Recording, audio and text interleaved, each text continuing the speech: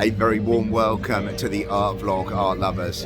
Today, as you can hopefully see behind me, I'm at the wonderful National Gallery again in Trafalgar Square to bring you a show by the American artist Winslow Homer.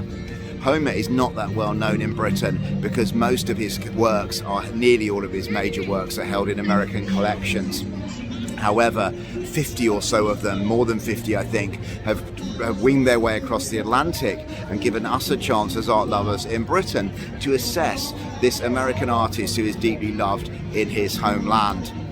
This show is on until the 8th of January, and it's actually the sort of smaller of the two shows that are going to be on this autumn. There's going to be a blockbuster by Lucian Freud as well, which I'll bring you when that is coming out across in October. So this is an art vlog mini really. It's a small chance to explore this show, but come and join me inside. But first, you enter the exhibition to a big double room entitled War and Reconstruction, which is the most interesting from a historical perspective in my opinion. In an age where photography was in its infancy, Homer's paintings played the role of eyewitness. He was born in 1836 and came of age during the American Civil War. He was posted by Harper's Bazaar, that venerable magazine, to many of the battles and captured a lot of the fighting. The first work in the exhibition is this one, Sharpshooter, loaned to London from Maine, and Homer's first significant painting in oils. This painting, Defiance, inviting a shot before Petersburg, sees a Confederate soldier brazenly inviting a shot from Union soldiers.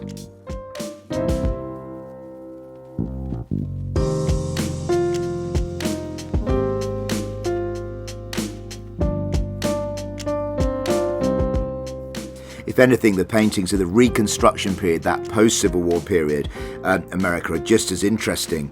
This painting, the Coming Up Now, A Visit from Old Mistress, painted in 1876, is loaded. Homer visited Confederate America, or the old Confederate States, and this painting broods with the pain of the post-war period from an African-American perspective as they confront who we can only assume was their old slave mistress. This painting, The Coffin Pickers, shows us how little had changed, whereas this painting that's just about to come up, Dressing for the Carnival, shows a rare glimpse into a post-Reconstruction world that was soon snuffed out by the reappearance of segregation as Northern troops left the South. The exhibition then takes you through a smaller room centered around the theme mortality, which is kind of like a transition, if you like, between bigger rooms. But what's really, and you know, there are some nice works in here, but there's a really interesting short film on Homer's life and works, which for someone like me who didn't know much about him was incredibly informative, and is narrated and contains academic experts from America on Homer. In 1881, Homer came to England, and after experiencing the art galleries of London for a short while, he moved north to Tyne and Wear, to the settlement of Cullercoats, where he seemed to become obsessed with the danger and the drama of seafaring life, including dramatic rescues. Interestingly, as you can see here, his subject matter were often the women who were left behind waiting for their husband fishermen to come back, sometimes successfully and sometimes not. These paintings brood with drama and the peril of the sea. The whole colour and tone of the exhibition changes in the next room, entitled The Tropics. Here we see often paintings executed in watercolour, not oil. Homer travelled south to Cuba, the Bahamas and the Caribbean, and in my opinion he captures beautifully the colours, the bright colours, but also this kind of brooding danger of the weather in this area, as well as the plants and the sea and the houses, which are very different from the Maine where he lived.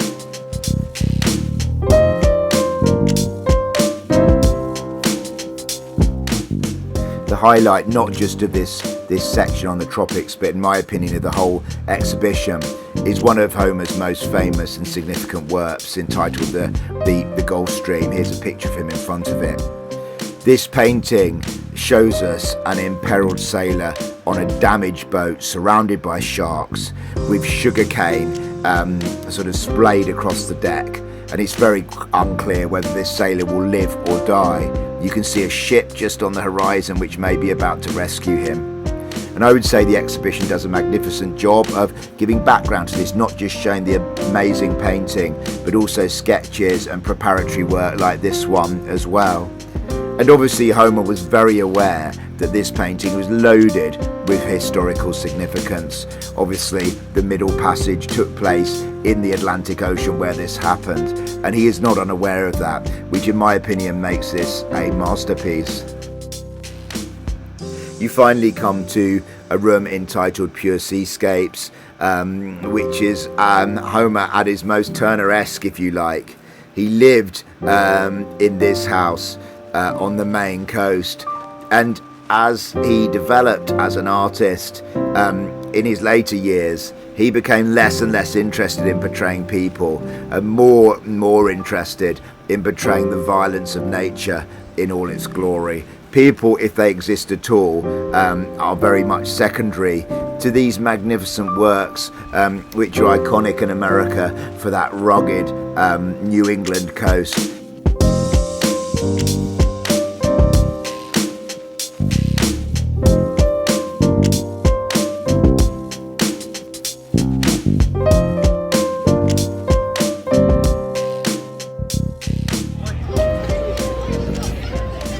Well, hopefully you got a feel there for the Winslow Homer exhibition and you can decide if it's an exhibition that floats your boat and whether you'd like to go. I'd have to say I enjoyed it. And probably for me, what I enjoyed most was the historical aspect. The fact that he lived through such an interesting time in American history that was full of contradictions and tensions which still exist to this day. And obviously, especially his portrayal of African Americans and other people of colour in the exhibition, which was a real focus of his. Was loaded with meaning, and obviously in the age of George Floyd, these questions which were raised by slavery in the post-slave period are still incredibly pertinent. And also the question was raised about whether he, as a privileged white American, was in a position to kind of be a voice, if you like, as he might have been trying to do for the ex-slaves who found it so tough in the Reconstruction period. He's a master of brush strokes, and it was lovely to see his oil and watercolor paintings. It was a really comprehensive show, which was, went from his first public painting all the way through to some of his last, and you get a real sense of Homer as an artist. It was incredibly special to be able to see all these works that have come from America. I think every single one had. I might be wrong there. I didn't sort of note down everything, but it was a really good exhibition overall, and I'm glad I went to it because I learned something about America and also about this very interesting artist. Overall, I would give it a 7 out of 10. I think that £12 is reasonable value. Although it's a sort of second exhibition of the National Gallery's autumn season, it's comprehensive, it's big, and in lots of galleries it would be the main one. It's on until the 8th of January, so you've got a lot of time to come and see it. And if in this sort of world of crazy experimentation, check out my Carolee Schneemann show, that you fancy some traditional painting, some oils, some watercolours, then this is very much a show for you. I found some of the paintings really moving and very beautiful, and some of them very thought-provoking and troubling as well. Anyway, do go along to this show and support the National Gallery. You might want to do it with the Lucian Freud show, which is coming up, and I will definitely provide a review of that when it comes up in October.